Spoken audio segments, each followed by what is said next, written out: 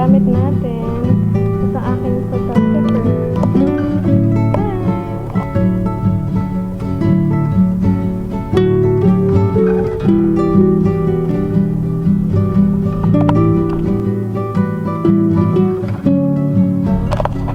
Hi kids! It's your auntie. Ay! Auntie! Auntie! I met her before your dad. Ilang years na? Ilang years na? 10 years. Okay. Dadali namin kayo dito soon. Ano gato na nga? Pati sa anak ni siya. Hi mga pamangkin. Inaanak pala. Ninang ako ng anak. Hi be.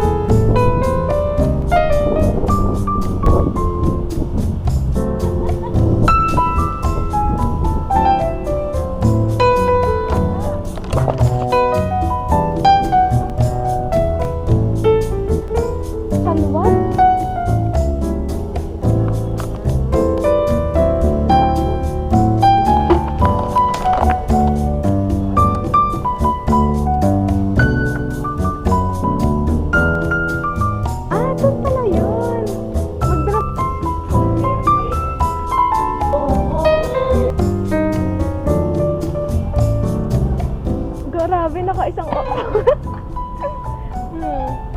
Nakuha na mo ba yun?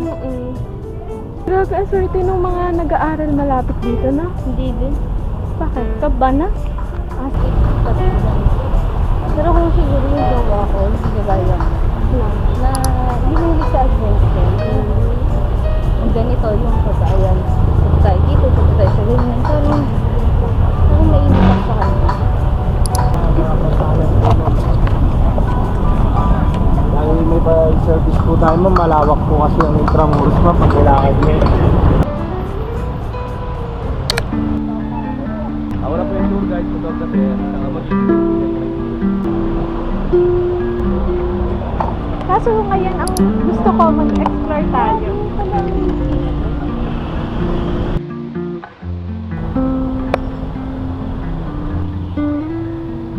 She's very tired. I-tour mo kami sa Intramuros. Hindi, Tagalog. Yung ano bang ginawa ko? Hindi, yung malalim na Tagalog. Ano yung malalim? Yung sabi mo kanina.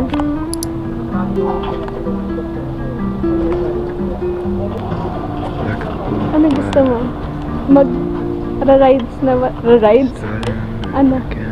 Para may tour guide din tayo. Or gusto mo mag-explore lang tayo?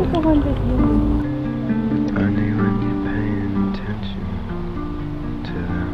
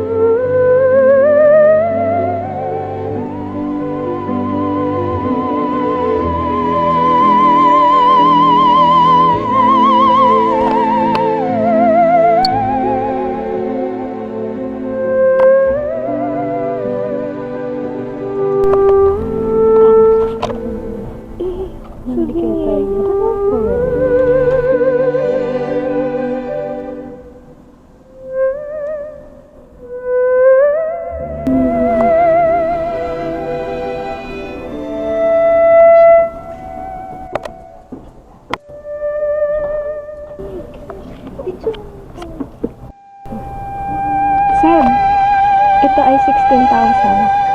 Dun sa mga Sabihin mo sa mami mo, 16,000. just like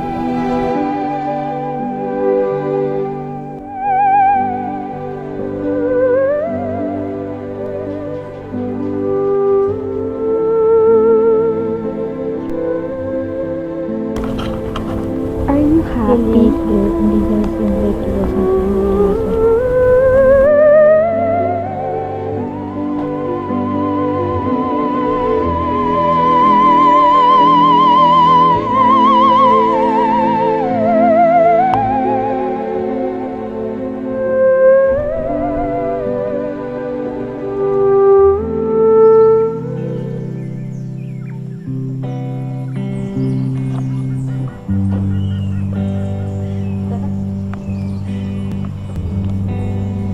Are we going to... Hi! To walk pa din.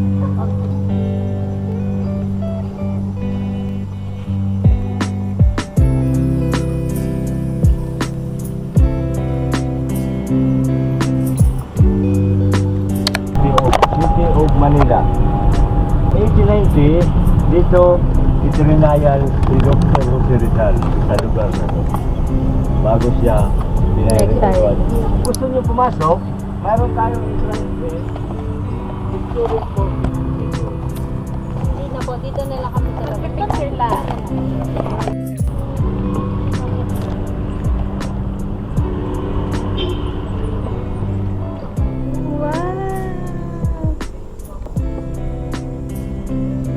That. Bugs. Kaya nakaharap Hi, sa Kuya!